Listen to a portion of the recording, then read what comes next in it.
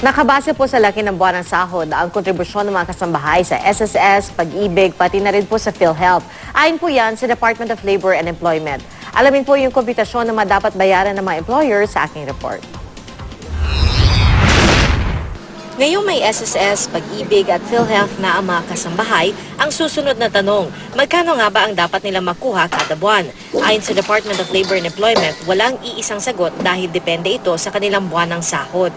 Halimbawa, kung nasa 1,000 hanggang 1,249.99 pesos ang sahod ng kasambahay, nasa 114 pesos dapat ang monthly SSS contribution, 45 pesos sa Pag-ibig at 175 pesos naman sa PhilHealth.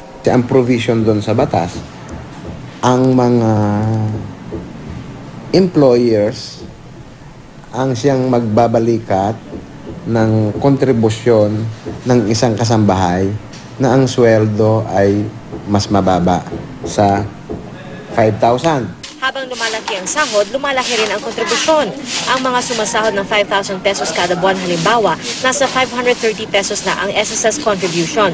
363.30 pesos dito, sagot ng employer at ang natitirang 166.70 pesos, sagot na ng kasambahay. Nasa tig 100 pesos naman ang hatian ng employer at kasambahay sa 200 peso monthly Pag-ibig contribution. Tig 175 pesos naman sa monthly PhilHealth contribution.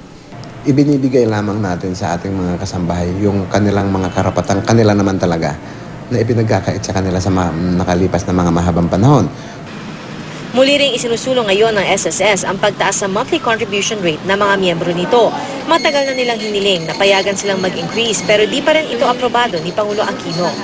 We were looking at how to strengthen the investment fund. And this was one of the the initiative in terms of trying to lengthen the life of the fund. And the mechanism for that is really the increase of the contribution rate from 10.4 to 11%.